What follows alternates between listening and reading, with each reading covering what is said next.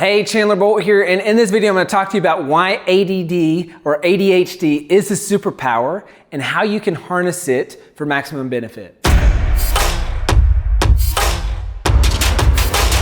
If you're watching this video, chances are you're either a kid or an adult with either diagnosed or undiagnosed ADD or ADHD. Now, a lot of people, as a society, this blows my mind, we frown upon this. Right? We say, kids, oh, you need to stop talking in school. We need to give this kid a pill. We need to give them Ritalin. We need to give them Adderall. We need to give them something to contain this because they are not okay. And this is considered a disease or something that's not okay, right? I would argue that ADD is actually a gift and it's a superpower. Now I'm gonna talk about this in just one second, but first I wanna just challenge you on your perspective. And chances are if you're watching this video, maybe you're not one of the people that frowns upon this, but I would just challenge you and encourage you to pass on this challenge to other people that ADD isn't a bad thing. As someone who has ADHD and for a long time very much undiagnosed, but you know, it's kind of, if you're undiagnosed with ADHD, pretty much everyone around you probably knows it. You also probably know it.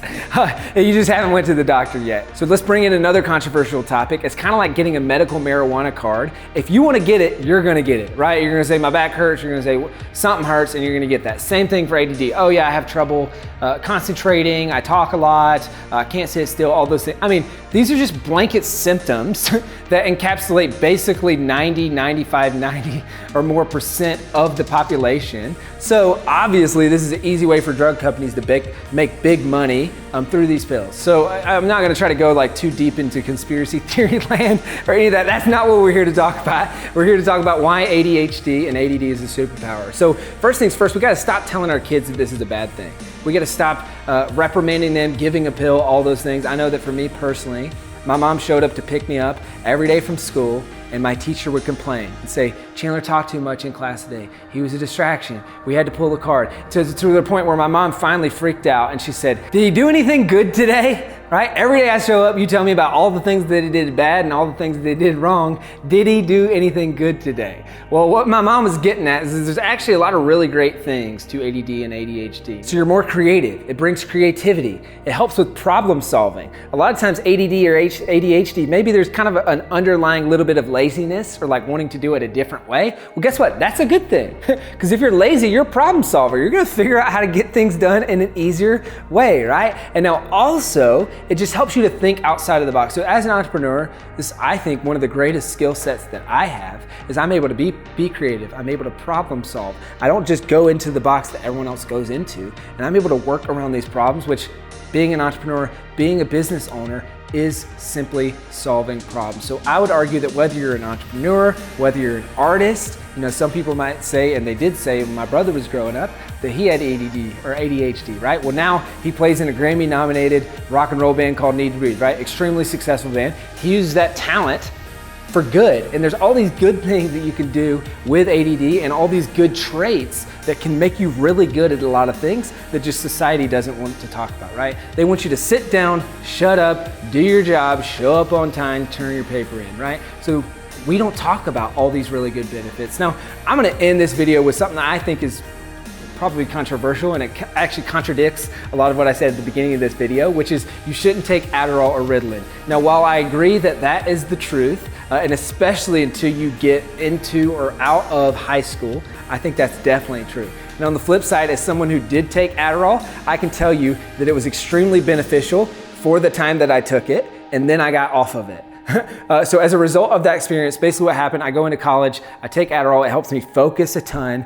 Classes that were 50 minutes that used to feel like they were an hour and a half, 2 hours, now all of a sudden feel like they're 20 minutes. I'm hanging on every word that my teacher says, and it helps me get a whole lot more done. But what I realized was there was negative side effects. First off, for Adderall, Ritalin, all these drugs, there's no long-term studies, right? These drugs haven't been around for that long. So no one knows, hey, if I take this my whole life, what's gonna happen? Is this gonna mess me up? right? So we haven't seen the negative repercussions of taking these drugs over a long period of time.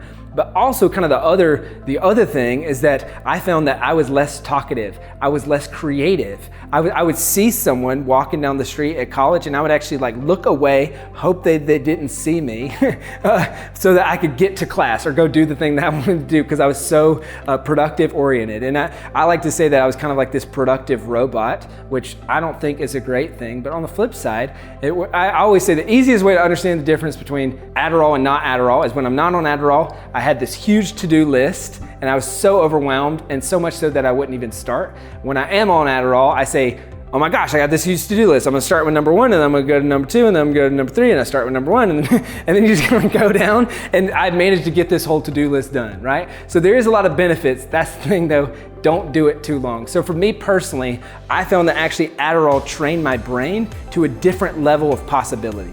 So from doing Adderall, it actually broke through my barrier and my ceiling on what I think is possible. And now I'm able to operate with that as my ceiling, but I no longer take Adderall. So there's this huge disclaimer here. There's obviously none of this is medical or legal advice or any of those things. I know for me personally, taking it for a year or 2 years was extremely beneficial. Now, if you don't think that at the end of those 2 years you can quit, because I'm a very disciplined person, and that's probably the hardest thing for most people, is I just said, I'm gonna quit cold turkey. And so right before Christmas break, I knew I wasn't gonna need it over Christmas break. And I know that there's some mood swings and things like that when you get off Adderall. So I got off of Adderall, had basically a 2-week detox, and then I switched to Bulletproof Coffee.